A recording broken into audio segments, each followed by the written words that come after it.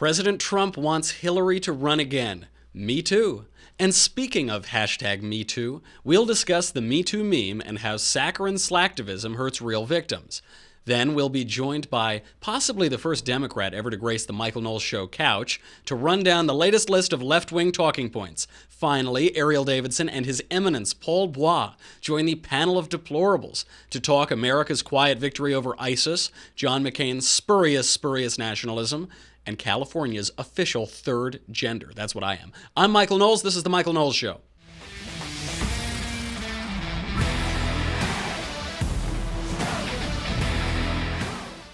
We have got so much to talk about today. Obviously, we have our first Democrat in studio. I guess there's Dave Rubin, but I read somewhere that Dave is a Nazi alt-righter, so I'm just going to take that at face value. Certainly the first elected Democrat that we have in studio. We'll get to him and ask him which chapter of my book was his favorite. But let's start with, I think, the second most covfefe press conference in history. The first, of course, was when President Reagan fired all of the air traffic controllers. This one was very close. President Trump yesterday. Oh, I hope Hillary runs. Is she going to run? I hope. Hillary, please run again. Go ahead. So she's at odds with you over whether or not this is disrespecting the flag. Is she right or is she wrong? I think she's wrong. Look, when they take a knee, there's plenty of time to do knees and there's plenty of time to do lots of other things. But when you take a knee, well, that's why she lost the election. I mean, honestly, it's that thinking. That is the reason she lost the election. When you go down and take a knee or any other way, you're sitting, essentially, for our great national anthem. You're disrespecting our flag, and you're disrespecting our country. And the NFL should have suspended some of these players for one game. Not fire them, suspended them for one game. And then if they did it again, it could have been 2 games and 3 games, and then for the season. You wouldn't have people disrespecting our country right now. And if Hillary Clinton actually made the statement that in a form sitting down during the playing of our great national anthem is not disrespectful, then I fully understand why she didn't win. I know, I mean, look, there are a lot of reasons she didn't win, including the fact that she was not good at what she did. But I will tell you, that is something that I had just heard about, and I think that her statement in itself is very disrespectful to our country. I love him so much. I can't get over it. This is why we elected this guy. I sometimes worry that people who aren't from New York don't even appreciate this stuff as much as I do. He actually set this up, by the way. He tweeted out, he said, some people want Hillary to run again. Please, Hillary, run again. So he sets it up. At this press conference, they ask the question, and he knocks it out of the park. Please, Hillary, run again. Then he brushes her off. He says, well, this is why there are times to kneel, there are times not to kneel. And I know it seems like a throwaway statement. What he's saying is, I'm not an ideologue. I am not a rationalist. I'm not an ideologue. I simply have a view of respecting the country. I have a traditionalist view in some ways of America, and you got to respect the country. You don't need to be fired. Maybe you get suspended for 1 game, maybe 2 games. I don't know. And then to say, I see why Hillary lost. Well, there are a lot of reasons why Hillary lost, but that's one of them. He's unrelenting. He never stops. I mean, this is what we elected. This is what we've been waiting for on the Republican side for a long time, is a guy who will just stand firm against this cultural onslaught from the mainstream media and from the entertainment complex. He'll just stand firm and say, no, I'm pretty sure that's why Hillary lost. No, I think I'm going to respect the flag. Great stuff. Excellent press conference. Very, very covfefe. I agree with him, of course. He wants Hillary to run. Me too. Speaking of Me Too, we talked about this a little yesterday. Alyssa Milano sent out a tweet which launched this huge social media campaign. It's all over Facebook and Twitter. She said, and this is in response to the Harvey Weinstein scandal. It turns out he raped like every aspiring actress in all of Hollywood, and this is a widespread problem in Hollywood for a very long time. Now it's all coming to light. People are talking about the horrific incidents that have happened to them. And she tweeted out and said, if you've been sexually harassed or assaulted, write Me Too as a reply to this tweet. There's the problem. There are a few problems with this slacktivism, with this hashtag activism. But the first is in her launching it. She says, if you've been sexually assaulted or harassed, those are categorically different things. Those are categorically different. They're both bad. We should stop both, I suppose. One is a heinous crime. One is assaulting somebody's soul as well as their body, violating their liberty. And the other is being rude and untoward, and maybe the guy at the office winks at his secretary. That's all terrible too. Quite different than rape, and to conflate those two is offensive and disrespectful toward the victims of actual rape. Now, men are virtue signaling back, because that's how the internet works, with the hashtags #IWill and #HowIWillChange. So here are just a few of them. #I will promote women's voices, believe survivors, and work to end rape culture and purity culture, two sides of the same patriarchal coin. How I will change. I will listen to women more closely, seeking to understand before seeking to be understood. Then, if it helps, I will act. I will listen more, learn more, acknowledge more, and support more. I'm willing to have more courageous conversations. Use those courageous words. How courageous. How I will change means acknowledging my own capacity for harmful behavior and taking responsibility for unlearning that toxicity. I don't really take issue with the premise here that men can be dogs and they should behave themselves. I take issue with the supposed surprise, the shock, the earnestness of the tweeters. I think it's mostly feigned. I think it's fake, but some might be real because these people are utopians, and they think that mankind can be perfected with just a few more regulations, a little less freedom, a little more effort. That isn't going to happen, and living in delusion will help nobody. So let's dispel some of the delusion around this. We begin with the courageous conversations. What is courageous about echoing the dominant cultural meme? What is courageous about saying, you're always right, I'm always wrong, whatever the left tells us is true, even if the statistics are spurious, that's true, I'll believe anything. There isn't a rape culture in the United States. That was one of the allegations. There is a rape culture. There is no rape culture in the United States. Rape happens because we're fallen people, and crime happens, and murder happens, and awful things happen, and will always happen, because we're not going back to the Garden of Eden. This isn't an earthly paradise, and human nature isn't perfectible. That's going to happen. But you know what a rape culture is Pakistan. That's a culture that institutionalizes, and through its own cultural mores, creates venues in which rape is approved of. That is a rape culture. There is no approval of rape in the United States. To tweet the trending hashtag alleging rape culture undermines the rape culture, right? It undermines your own claim. It's a defeater for your ridiculous argument. The hashtags too are empty virtue signaling.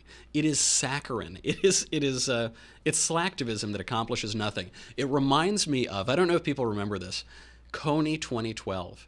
Do you remember in 2011 or 2012 there was this meme? I remember, Michael. Do you remember this? It was everywhere. Coney 2012. He was some warlord in Uganda, and some filmmaker said, we're going to stop Coney this year. And then every little dummy on Twitter and Facebook posted about it, and they felt they were doing something. They felt they were accomplishing something. They accomplished nothing. He's still at large. It is useless. It is to make yourself feel good, to give the impression of doing something. I've heard this described about smoking cigars, and I will acknowledge it. The nice thing about smoking is you feel like you're doing something, but you're really just sitting down and not doing anything.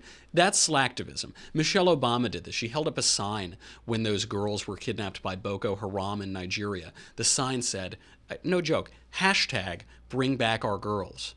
That's the sign. This is the courageous piece of paper hashtag. Your husband is the president of the United States. If you want to bring back the girls, you can bring back the girls. Now, perhaps the issue isn't as simple as all of that. Perhaps there are geopolitics at play that complicate things. Don't pretend that your hashtag is doing anything. It's accomplishing absolutely nothing. Also, don't tweet about it. If you're a guy, don't tweet, I will, I'm with you. These guys, these like fake feminist, sensitive, earnest, nice guys, they're like the creepiest guys around. But they are creeps. I would not let my fiance near any of them. They are women. Do not believe them. The feminist men protest too much, methinks. Next, if you've been raped, go to the police. Go to the police. Do not go to your professor. Do not go to your administrator on campus. Do not pass go, do not collect $200. It is a serious crime. It is possibly the most serious crime. If it has happened, make sure that it is prosecuted to the full extent of the law. We have a system for prosecuting crimes. It's called the criminal justice system. It's not the sort of crime to be dealt with by campus tribunals. This leads into another aspect, though. We have a criminal justice system to protect the rights of the accusers, but also to protect the rights of the accused, so the people who have had a crime committed against them, and also those that they accuse of doing it. These campus tribunals have been absolutely demolishing the due process rights of the accused in countless cases. But a lot of the tweets that have been coming with "I will" or this is what I will do," they say that we'll always believe people who allege that they have been raped. Hillary Clinton said this during the campaign, which is quite ironic because she smeared the people who alleged rape against her own husband. Someone might ask, why would anyone make up a rape? Why would anyone allege that they'd been raped if they haven't? I don't know. It's pretty weird, man, but it does happen. In just the last 8 years, there have been 5 major instances of this, presumably many others. There was obviously the Rolling Stone UVA rape hoax. This was a major story in Rolling Stone. A girl alleged she had been gang raped at a fraternity. It didn't happen. The story absolutely fell apart. They had to retract the whole thing. At UC Santa Cruz a few years ago, a girl paid someone on Craigslist to beat her up, and then she alleged that she had been raped. That also fell apart. In 2013, a University of Wyoming student posted a rape threat against herself in a campus Facebook group. That also was uncovered, but not before it caused a lot of anxiety to the campus community and a lot of other people. 2009, a Hofstra student had consensual sex with 5 guys at once. Her boyfriend found out and said, "You look like you've just had sex with a lot of guys." And she said, "I've been raped." He said, "Go to the police." She said, "No, I don't need to." And then they went to the police anyway. They arrested these guys. They threw them in jail only because there happened to be a video of this event. Why? Don't want to know. What were these guys let off the hook for it? Because the video showed that it was consensual. But nevertheless, the allegation was made. It could have ruined these guys' lives. In 2013, a University of Florida student falsely claimed she was raped in a parking lot. Then she said it was false, but intended to show a greater truth. So it was a complete lie, but then the lie was meant to serve the greater truth. And then later she admitted it's because her parents were pressuring her to graduate from college, and she probably wasn't going to do that. Conservative columnist George Will was accused of not taking rape seriously in a letter by 4 Democratic senators because he made these exact same points. And he responded in exactly the right way. He said he takes sexual assault and rape much more seriously than they do. Some would prefer it if professors and campus tribunals dealt with this crime. Some would prefer it if judges, juries, and executioners dealt with it. We in the latter category are taking this issue much more seriously, and the people who are engaging in frivolous slacktivism are doing nothing but hurting a very serious issue. All right, on that note, now that we've covered the gamut from silly Trump conferences to rape, let's bring on our guest today. We have 4-term California Assemblyman Mike Gatto. Mike, thank you for being here. It's great to be here. Now, you have the distinct privilege, maybe the distinct terror and disadvantage of being the first Democrat politician to ever come on our show. So thank you for coming on. Makes me either very brave or very stupid. That's right. Well, that'll be left for the audience to judge, I guess. I have a hunch of which one it is. My first question for you, obviously you and I have a lot in common. You're a Democrat politician. I am the best-selling author of Reasons to Vote for Democrats, a comprehensive guide. Which was the most compelling chapter in my book, did you think? Well, so I have to ask you, has anyone ever gotten a copy of your book and said, "Oh my gosh, it's blank"? There have been a few people who were not just trolls buying it. I wanted to sort of ad-lib that. I wanted you to give me a copy and say, "Oh my gosh, it's blank. Oh my gosh." Oh, I did. This copy is for you. You can put it up in you can put it up in your office. That is great. Right next to all of the great political philosophers.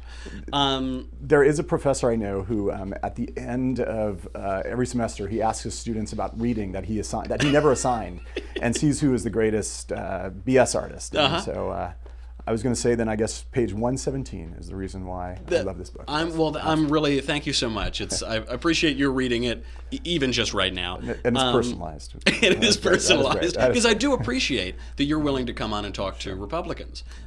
right now, the parties are so completely polarized that people aren't willing to do that. You're one of the few. I don't want to say you're reasonable. I think that would be going way too far. But maybe I'll call you semi-reasonable.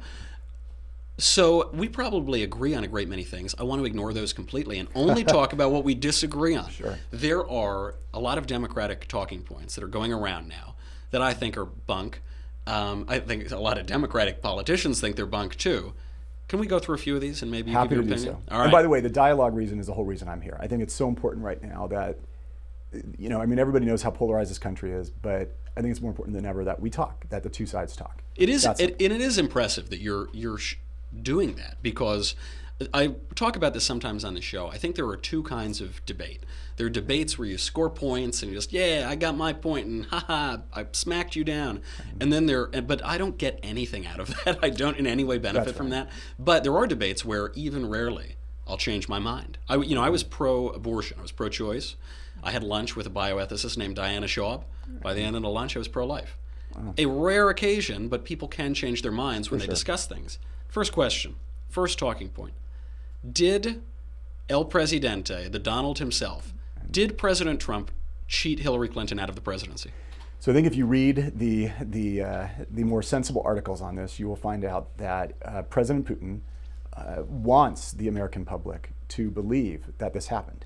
He wants the American public to lose faith in our elections. He wants the American public to think that he is that powerful. And more importantly, he wants Russians to believe that he is so powerful that he's pulling the strings and the biggest superpower on earth.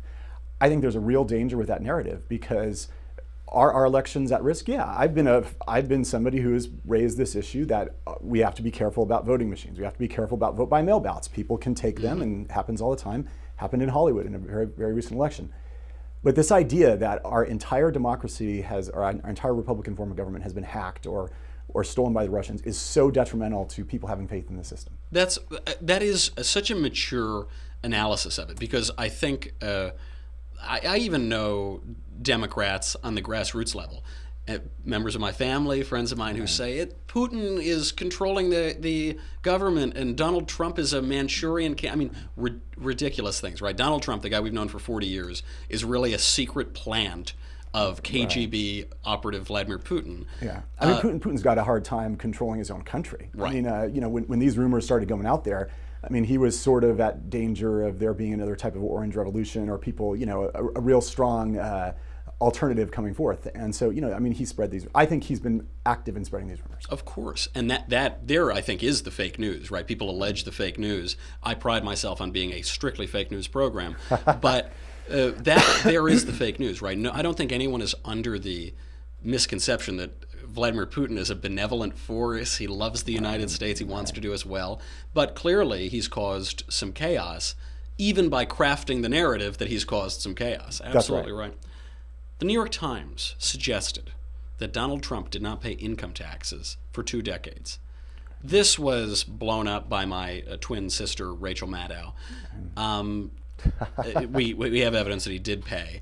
They tried this on Mitt Romney. They said that Mitt Romney didn't pay his income taxes. I promise you they'll try it on the next Republican nominee. Does an attack like that, does it work? Does it hold any water?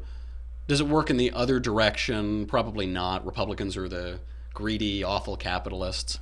Why does that attack? Why does that stick around? Well, I think that, first of all, people are justifiably upset because there's a huge gap between the rich and the poor in this country right now. And I think we really run the risk of being sort of the opposite of what the Founding Fathers wanted, which was a country of egalitarianism, where everybody is more or less equal and has an equal opportunity. That being said, people probably don't understand the arcane tax code. I don't understand our arcane tax code. I haven't paid taxes in a decade. Well, yeah, I certainly don't deal with that. I hope you pay taxes on that. That is true. Mike is pointing out my lovely $400 check from Mr. Ben Shapiro. I can confirm he did not pay taxes on that. Oh my gosh! Certainly. I know some people in the California government who might be audited. Don't Michael please! Knowles. I promise you they don't watch my show. Well, and Ben did ask, because this is the original check. He said, "Oh, great, you didn't cash the check." And I said, "No. There's this wonderful thing called mobile deposit. So I get to cash the check and I get to frame it and put it on my show." But what happened? Obviously, people in real estate, like our president, if you have 1 year where you have one huge loss, you can carry forward that loss for 10 years, 20 years indefinitely. So I'm guessing what happened, I mean, he should release his tax returns, we'd probably know, but I'm guessing what happened is he had 1 year where he lost a ton of money, and he's carried forward those losses for all these years, and he probably hasn't paid much taxes because of those losses. But we know, at least 10 years later, we know, because that was what my sister Rachel Maddow released, he paid $38 million of taxes in 10 years. So I'm sure, he had in 95, he had a huge loss. I assume he wrote off those losses, as well he should. But he didn't write off for 20 years at least, right? And the question you bring up is, there's this big gap between the rich and the poor. The middle class has shrunk, and there's a widening gap. I'm not in the upper 1%, even with my blank book. I didn't make it to the 1%. But why do I care if some guy gets really rich? Why do I care? I have an unbelievable standard of living. I'm in the top probably 0.1% of world wealth and income. Sure. Let me give you 2 reasons why you should care. So first of all, our country was founded on the idea that there was no royalty. It's actually written in our Constitution. No titles of royalty.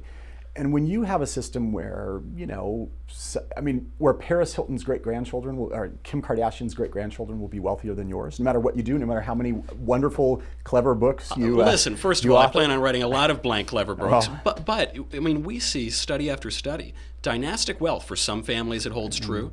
For many, it disappears within 2-3 generations. Not completely disappears. Maybe they'll move from the top quintile to the second top quintile. Well, let me give you a reason, an even clearer reason why people should care. If you go to Buenos Aires, the rich go to work in armored SUVs, the poor are in slums, and they're very upset.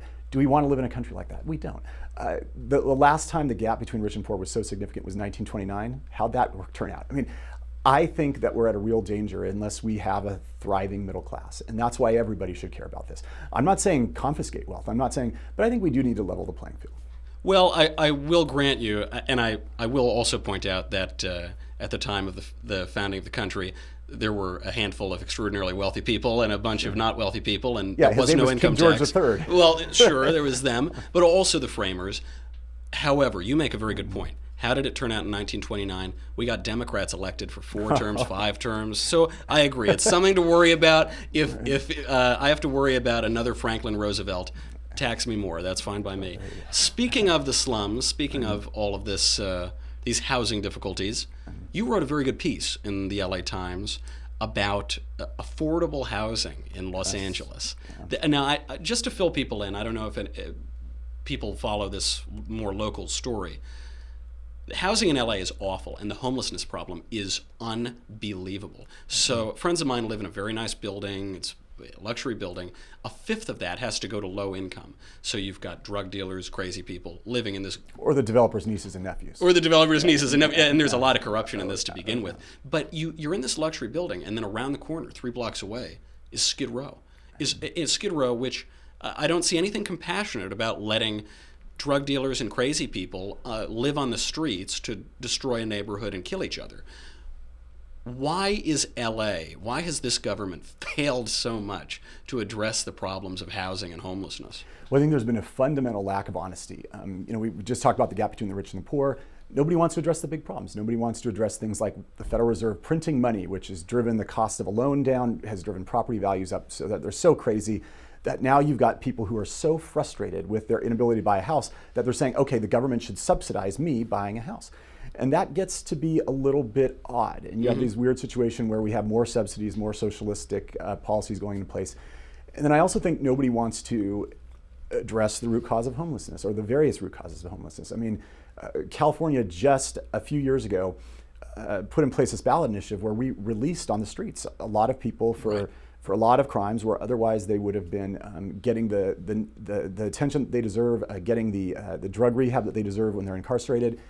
And yet those people are now just on the streets. And people think that homelessness is only caused by the high price of houses. That's not correct. It's caused by mental illness, a lot of various things, drug use, a lot of things that we have to address all of them if we're going to be honest about it. And I love that point, especially in the mental illness, because when we developed these psychotropic drugs in the 1980s, we emptied out the insane asylums because people were fine. Trouble is, once you feel fine, you stop taking your psychotropic drugs. That's right. And, when someone suggests that maybe we ought to put criminals in prison or that we ought to put crazy people into facilities where they can take medication and see the world more clearly, They say that's not compassionate. That's depriving them of some freedom. Is there really any liberty or any compassion in letting these people live in squalor on the street? Well, that's the law of unintended consequences, right? I mean, Proposition 47, passed by all the voters in the state of California, or the majority of voters in the state of California, reduced all of these drug crimes from a felony to a misdemeanor. The difference between a felony and misdemeanor, of course, is the judge could look that person in the eye and say, unless you go to rehab, unless you get help for this drug addiction that you've got, you're going to go to jail for a long time. And this scared a lot of people straight. And because now this is a mandatory misdemeanor, which means in Los Angeles County, you'll spend about 12 hours in jail, you've got a lot of people not even addressing their addiction. And that's a real problem. And it's counterintuitive because a lot of my progressive friends say, oh, let these people, our society is too hard on drug offenders. I stipulate that. But we've got to somehow give the tools to judges and juries so that people can find the rehab that they need so that they're not using drugs and stealing and being homeless. Screwing up all of our neighborhoods. That's right. All right, last Democrat talking point because we have so much news to get to. Obviously, the Las Vegas shooting, largest mass shooting in American history. The gun debate is always back front and center. There have been some proposals on how to curb this problem because they say maybe we'll get rid of bump stocks. But you can bump fire from a regular AR-15. It's a little more difficult. Also, with any bump fire, it's very difficult to aim, so it only really works if you're shooting at a gigantic crowd of people. Is the only answer here to repeal the Second Amendment? You have a lot of people on the left proposing this. Is that the point where we are right now in American society? We want to give up our right to keep and bear arms. Well, so I'll make 3 points on this. The first one is I got a text from a very successful TV journalist. She's a reporter for a major network. Major fake news source, one assumes. It's Well, got to be fake news. Right after this incident, and she texted me and said, "Oh my God, why don't people realize that the Second Amendment only applied to muskets and blah blah blah?" And went on this horrible rant. Right. And I wrote her back and I said, "Yeah, and I don't think I guess that you should agree that the First Amendment doesn't apply to this conversation on our iPhone." And it was like, excellent. That is an excellent analogy. I mean, people's ideas of rights being transitory and frozen in time. I mean, you'd throw out the whole Constitution with that attitude. Of course. But the second thing is, again, I see a total lack of honesty. I mean, most of the most horrific crimes. I mean, you probably know my father was murdered by someone with a handgun. Most of the most horrific crimes are committed in our cities with handguns. And there is no honesty in the debate. People do not want to address this. A mass shooting gets our attention, I realize that. But, and what those people suffered through is horrible, and nobody should have to suffer through that. But I'd like to see people talk more about the root causes of gun violence, which is more often than not caused by a handgun. The third thing is, if Democratic politicians want to repeal the Second Amendment, or if any politician wants to repeal the Second Amendment, they should be honest about it. They should say the Constitution belongs to people. It's ours to amend. Thomas Jefferson said famously, every 25 years or so, we should amend the Constitution. He used bloodier language to describe it, for sure. Yes, he did.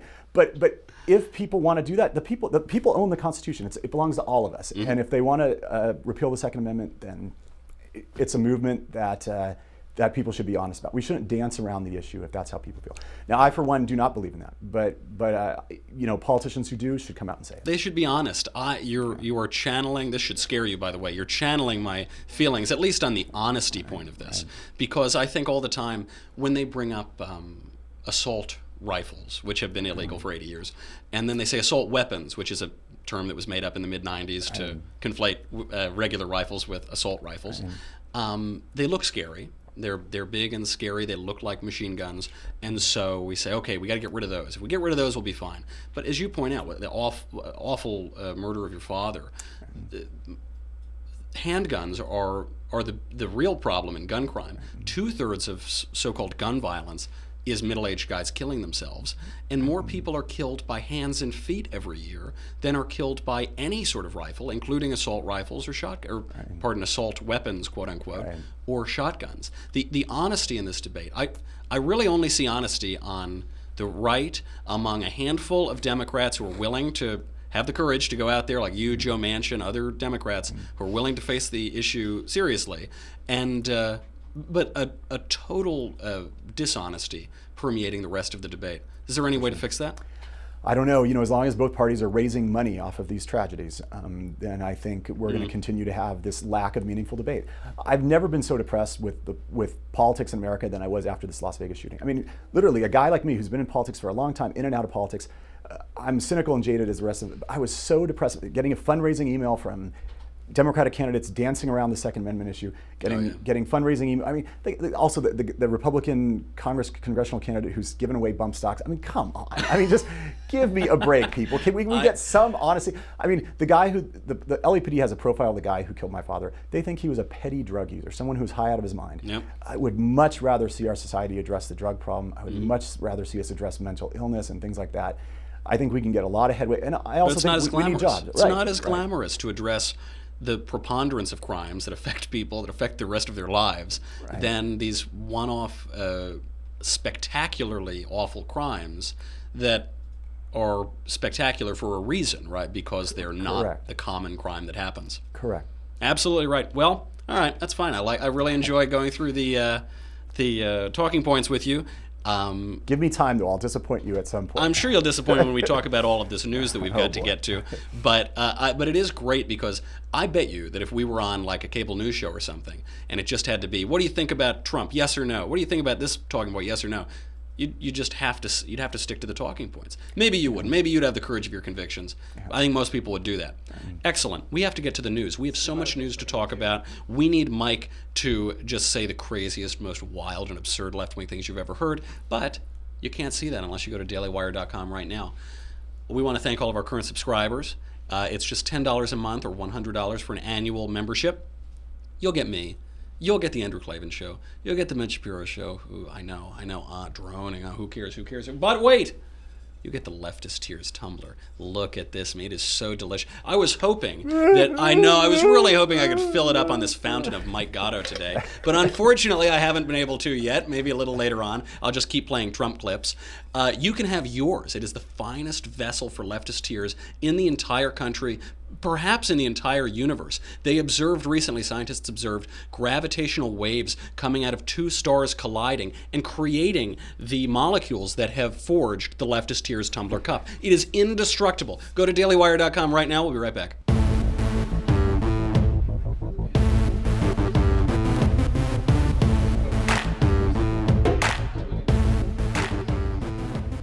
We have so much news here. U.S.-backed forces have captured Raqqa, the self-described capital of ISIS. This is so much winning. Erielle, does this mean that we have officially defeated ISIS?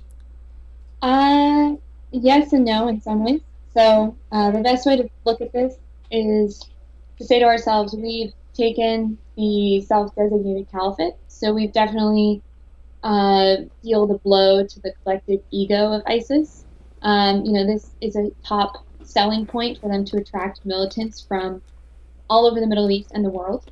So if we look at it from that perspective, yes, it's been a collective blow to their ego. Now begins the actual work of rebuilding Raqqa, which I think will present lots of challenges in the future. I also want to give a shout out to the Kurds, because the Kurds were a huge part of this victory. It was Kurdish-backed militia as well as some Arab factions. And, the fact that we have sort of abandoned aid for those in Kurdistan, I think it looks really poorly, especially given this recent victory.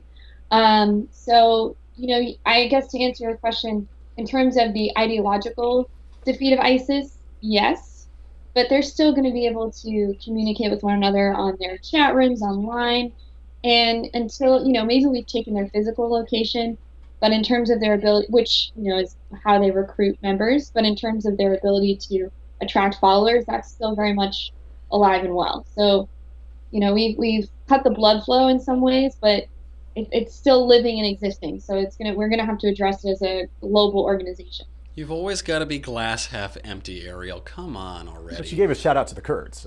She did give it. I'm very pro Kurds. I am pro Kurds too. So yeah. You're right to acknowledge that we have a massive Kurdish audience. We want to thank all of the Kurds who are watching the show right now. And no, they're great. They always team up with us when we're fighting the bad guys. Good stuff. Your Eminence, how much credit can we give Trump here? As Erielle said, there's still the ISIS ideology. There's still people who are Islamic extremists who will talk to each other and try to organize. But we've blown them all up. We blew up their whole city. Barack Obama saw ISIS form under his watch. He couldn't take out the city, or he didn't want to. He didn't want to take out the organization, perhaps, or he didn't prioritize it. How much credit can we give dear leader? Well, I certainly think most of the credit belongs to the forces on the ground who have been fighting bravely throughout all of this. These past several months, their cities are in absolute ruin. They've just been going through hell, so I definitely think we should keep them in our thoughts and prayers right now as they clean up the mess that ISIS has made. But in terms of what Trump has done in order to create this outcome, certainly he delegated decisions down to the forces and the military personnel on the ground to go ahead and take action without getting prior approval from Washington, D.C. That was something that happened in May when General Mattis announced the ISIS annihilation strategy, and that has been very, very effective thus far. I mean, we're just 6 months away, and we've already taken Raqqa. So yes, I do certainly think that Trump's decision-making there certainly should be credited with this victory. I'll just correct you on, you said General Mattis, and just for our bloodthirsty listeners who love internet, that would be Mad Dog Mattis. Yes, Mr. Mad Dog. Mike, the two Obama-era foreign policy doctrines seem to have been leading from behind and strategic patience. This is quite a change. President Trump campaigned on defeating ISIS, prioritizing defeating ISIS. Now it looks like they are defeating ISIS. How much? I'm not asking how much we can give credit to L. Donald here, but how much can I blame Barack Obama? One of my favorite hobbies. Well, the answer is you can't blame Barack Obama at all. Donald Trump and his followers have got to stop taking credit for policies that Barack Obama put in place, where you're now seeing play out. Today or yesterday, Donald Trump said something, the Dow hit 23,000. Oh my gosh, great. The reality is the Dow has been on a tear since about 2009 at the depths of the mortgage crisis. And that started under Barack Obama, continued under President Trump. And the reality is if you own the successes, you got to own the failures too. At some point in the next 3 years, in the Trump presidency, I'm assuming we're going to go into recession. I'd like to see his followers own those defeats as well. I absolutely will not. Thank you very much. Sorry, go ahead. Success has many fathers, but failure is an orphan. And I think a lot of these policies were put in place a long time ago, and they were going in the right direction. Some have, some haven't. I'll grant you the stock market. The Republicans can't take total credit for the stock market here. It has been building since 2009. This seems a little different. There does seem to have been a big shift in military policy. So I'm not sure. I am willing to give Donald Trump some credit here, but I do grant it's, Barack Obama campaigned, he said, GM is alive and Osama bin Laden's dead. But of course, the work to capture Osama bin Laden had been building for over a decade, or almost a decade rather. So yes, there is more complication here. Bill Clinton took a lot of credit for the great economy in the 90s. Probably you could credit Ronald Reagan and George Bush for that. But I'm only going to give credit to the Republicans and blame it to the Democrats. Thank you very much. Intellectually honest. It is it's consistent at least. Consistent, that's right. There now, this is the big story, there are 3 genders in California. Which one are you? Which one am I? Democratic Governor Jerry Brown, a man you know very well, Mike, he signed the Gender Recognition Act Sunday, which lets residents choose non-binary on identification documents such as driver's licenses and birth certificates. I believe I just heard Paul Bois sighing as I read that description. Yeah, tell him to stop breathing heavily, please. Not surprised at all. Erielle, we just had Blair White on last week. We just had on a YouTuber who is transgender, biological male, identifies as a woman. What's wrong with codifying this third gender? Well, I think it's different from being, from identifying as a man or a woman. That doesn't necessarily, I don't think that poses a problem, actually. And I think you touched upon that in your last podcast. I think when we talk about sort of not identifying as either, I'm kind of approaching this from a statistical standpoint. So I do economic research, as you know, and a lot of the research, whether it be from the U.S. Census Bureau or be from a statistical database belonging to the state, it is codified by male or female. This is how we look at economic outcomes. This is how we look at average earnings. This is how we basically address any statistical analysis is through looking at the lens of male or female. So coming at it from sort of a statistical perspective, if enough people decide that they identify as neither, then I think this could pose some problems down the road. I know, for instance, in Oregon, when they did an unspecified gender, I think it cost something around $30,000 to update their statistical databases. California is about 10 times the size of Oregon. So we could be looking at a bill of around $500,000 in order to make these adjustments, which if you look at California spending is really not that much because our state spends a ton. But when you look at sort of what challenges might come down the road, I don't think enough people are going to identify as non-binary that it's going to be a statistical problem. But if it does sort of become the vogue or popular way of the resistance, which as we know, intersectionality and the whole Marxist rhetoric that comes with that, I have no doubt that it will be a form of resistance to Donald Trump, just wait, then it could be a problem. And so of course, I really don't take a huge issue with it right now, but I do see, at least from a statistical standpoint and measuring outcomes, it could be a problem in the future if enough people decide either that this is their form of resistance, in which case it sort of denigrates the mission or the intention of it as a whole, which was to sort of give people who felt like they couldn't fit in either category, a voice or an identity. And now I could see people abusing it as a political form of resistance. Yes, absolutely. So in that sense, I think it could be a problem. And of course, the issue is that there isn't a third gender. There is not a third gender. Right. There are a minuscule number of people who were born intersex, hermaphroditic. They had both sexual organs. In some cases, they have crazy chromosomes that don't fit male or female.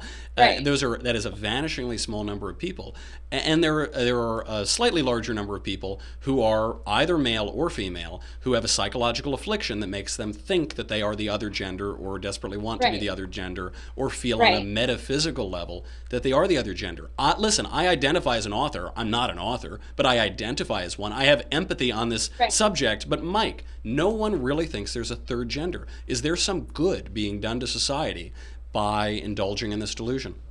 Well, let me start with a couple principles. And the first one hopefully means something to a lot of your audience, which is simply just live and let live. It doesn't hurt anybody to allow people to be called a pronoun or a gender that they want. I disagree with what Erielle said a great amount. I think that transgender people face a lot of stigma in our society. I can't imagine anybody wanting to go through that just as a form of political protest against Trump. I'll make the bold prediction here in 2017 that that's not going to happen. I think, this is really just comes down to live and let live. Why just not let people live the way that they want to live? I don't think it hurts anybody. And I think that this thing gives a modicum of respect and dignity to people who want it. But does it? I mean, that is the question. Is the road to hell paved with good intentions? Because one might say, well, who cares if a man not only pretends that he's a woman, but pretends that he's a mythical, undefined third gender. It doesn't really affect me. It doesn't affect my bottom line. It doesn't affect my bank account or something. But we're not just material creatures. We learn, as Winston Churchill said, when great forces are on the move in the world, we learn that we are spirits, not animals. There is an insistence. If the government is going to say that there is a third gender, then the government is telling me you have to view surreality, unreality, as reality, with the full coercion and compulsion of the law. They're telling me that I have to look at the world and pretend that it's something that it isn't. Your Eminence, Paul Bois, is there any evidence here that there are bad consequences from this, that the road to hell is paved with good intentions? Well, the road to hell we are on, Michael. Paul Bois coming live from the Vatican, as always. With good intentions, I mean, maybe 50 years ago, this isn't even just about making transgenders feel good about themselves, as the bathroom debate was about. This is like you said, this is the government just legislating complete fantasy. I mean, if they want to be ideologically consistent here, why don't they just go ahead and just say you can put whatever you want? Say that you're a unicorn, say that you're a Raggedy Ann doll, whatever it is you want to come up with. The possibilities are endless, are limitless. It's ridiculous. And like you said, the government right now, by doing this, is literally saying that the states is pretty much saying and stamping their approval on something that doesn't exist. Guys, I should point out, I know we've left this out of the show credits, Paul Bois is played by Carol O'Connor. I don't want to let that go without pointing that out. Next on, we have to get off the transgender thing. That's all anybody ever talks about these days. John McCain. Senator John McCain, shockingly, is attacking President Trump. Here he is. To fear the world we have organized and led the 3/4 of a century, to abandon the ideals we have advanced around the globe, to refuse the obligations of international leadership and our duty to remain the last best hope of Earth, for the sake of some half-baked, spurious nationalism cooked up by people who would rather find scapegoats than solve problems. Erielle, spurious means false. Does this mean that John McCain only approves of true nationalism? Well, I think, he's making a jab at the America First agenda that Donald Trump put forth during his campaign. I think if we look at I do agree, there were some things that John McCain said that I did agree with. The idea that we are a nation united by ideals. I think what occurred over the last 8 years was dividing a nation by identity politics, right? And actually, this is something Alan Bloom, East Coast Straussian, wrote about in The Closing of the American Mind in the late 80s. He said, mark my words, we are a nation that was founded on ideals, but increasingly, and he observed this in the 60s, increasingly there's a push to divide us by what we don't have in common, which whether it be our race, our gender, our sexuality.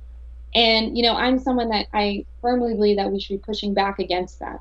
I firmly believe that we should be returning to this idea of uniting behind ideals. And I don't think America as a abstract concept is divisive. I think it is representative of ideals. So saying America first isn't inherently divisive. In fact, I think that's the attitude we should be having, and I think it's a welcome departure from the last 8 years of we've been poo-pooing the idea of American exceptionalism. If we can't identify an objective good, if we can't say that America offers one of the best systems in the world for women to advance themselves, if you go to other countries across the globe, there are not the educational opportunities, career opportunities, basic independence that we have as women in America. And I'm comfortable saying we have a better system. I can't believe this. I don't think that should be a controversial statement. And Marshall, can you stop this hateful rhetoric? Can you please mute Erielle? I'm going to throw a desk or something. I know. And so I don't have a problem with the idea of saying, we have an awesome, wonderful system and we should celebrate that. And that came across in parts of McCain's speech. But I think there have been people, nefarious elements, especially within the alt-right. I mean, we've seen it with these scattered Nazi marches of I heard idiots. Mike Gatto's on the alt-right. That's just what I heard. Yeah, I don't know. That's a rumor. So we've seen people warp that message and use it to advance their horrible agendas, and I couldn't agree more. That's a problem. But to say that, that fake patriotism is what drives the majority of the country, I don't look at 250 white supremacist buttheads in Charlottesville who don't deserve the time of day, right? I don't look at them. That's America. I think that's a bad word. I wasn't sure if she said butthead or something else. So I was just clarifying whether I can curse, because I do like to curse on it. They are. I didn't want to swear on the Michael Knowles Show. You can't do it. We have only the highest standards here, and I take your point absolutely. I don't look at them and say that that's America. I look at what the people I run into every day on the train who help me when I drop something, or I look at I look at America as being full of people who I can connect with. And if the people I run into on the train are America, then this country is in a lot of trouble. Mike, is nationalism a bad word? Nationalism isn't a bad word. I mean, there's nothing wrong with saying that our country is great and our country is exceptional and our country is different and unique in the history of mankind, because it is. But I think John McCain knows a thing or two about nonsense patriotism. He knows a thing or two about chicken hawks. He's been debating him his whole career. And he knows a thing or two about giving and sacrificing so much for a war that might have been not well conceived or well thought of from a political standpoint. What's fascinating, though, about the John McCain versus Donald Trump thing is my friends, in both parties, who one day love John McCain, the next day hate him, one day think he's a hero, the next day are slamming him. When he stands up that he's going to vote for this, they say, oh, he's great. And the next, and this is really indicative of politics in 2017. There is no truth. There is no sense of an absolute strong moral concept. Yeah. Thank you. Arielle. That's an unfortunate product of our postmodernity, but we're going to try to fix it here. We're going to keep pandering, like the New York Times says we does, pandering to our audience because it likes the truth. Mike, thank you for being here. Appreciate it. To be here and talk. I'll see you next time. A almost possibly reasonable Democrat. I'm Michael Knowles. This is the Michael Knowles Show. Come back tomorrow and we'll do it all again.